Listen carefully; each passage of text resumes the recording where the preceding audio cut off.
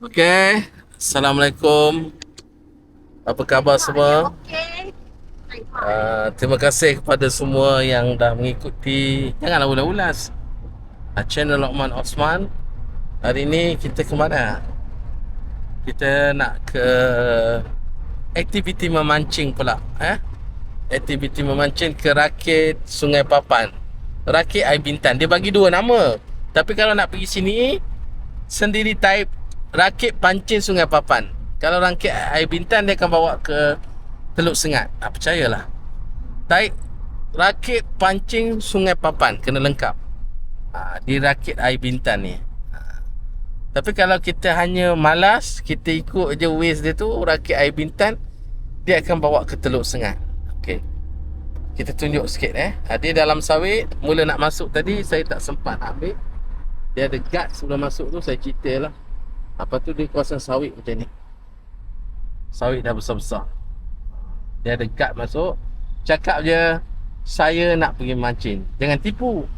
Jangan cakap saya nak pergi ambil sawit. Dia tak bagilah. Ataupun saya tak nak pergi mancing, saya saja-saja je. Jangan masuk, dia kata. Saya nak pergi memancing. Cakap kat dia, saya nak pergi memancing. Dia bagilah masuk. Okay. Jangan lupa tu. Cakap, saya nak pergi mancing, kata kunci dia. Nampak? Kita terpaksa menghadapi lori-lori sawit yang macam ni. Dia tinggalkan gerabak aja. Sini sistem dia agak canggih juga. Berbanding dengan Pahang, dia tak ada gerabak macam ni, dia tinggal. Jadi tinggal buruh masuk ke dalam tu dan dia akan ambil pick up. Okey, berbalik pada rakit ni tadi. Rakit di sini ada kat 10 jenis. Dia ada rakit tenggiri, jenak, siakap, sembilang, kembung, ikan duri, papan, belanak, semua ada sini. Yang kita pilih ni rakit yang terbesar sekali, yang termahal sekali, tenggiri. Rakit tenggiri yang boleh memuatkan 3 ke 5 keluarga lah. Ya, adik-adik.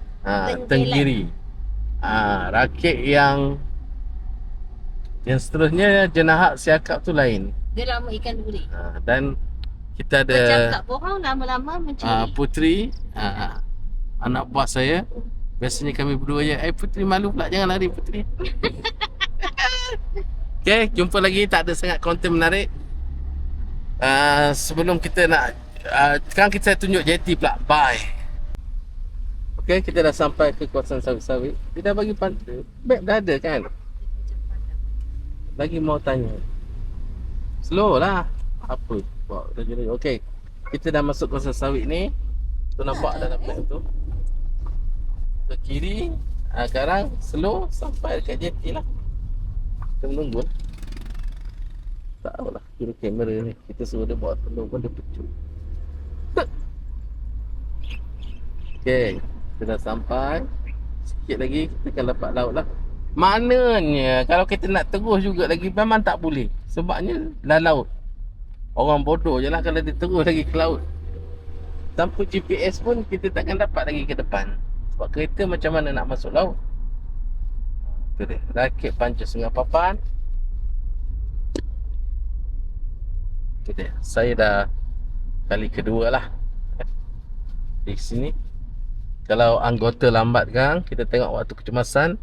Kalau hampir 5-4 frame dia tak sampai lagi, kita semayang dululah. Semayang je terus. Semayang je terus. Jom.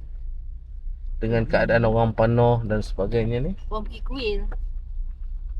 India bagian sini. Oh, boleh masuk ke? tak tahu, tak baca juga lagi. Saya pun kali pertama kamera woman tanya boleh masuk tidak. Itu saya tak dapat jawab. Tengok kat buka pintu. Mestilah boleh. Kenderaan tidak.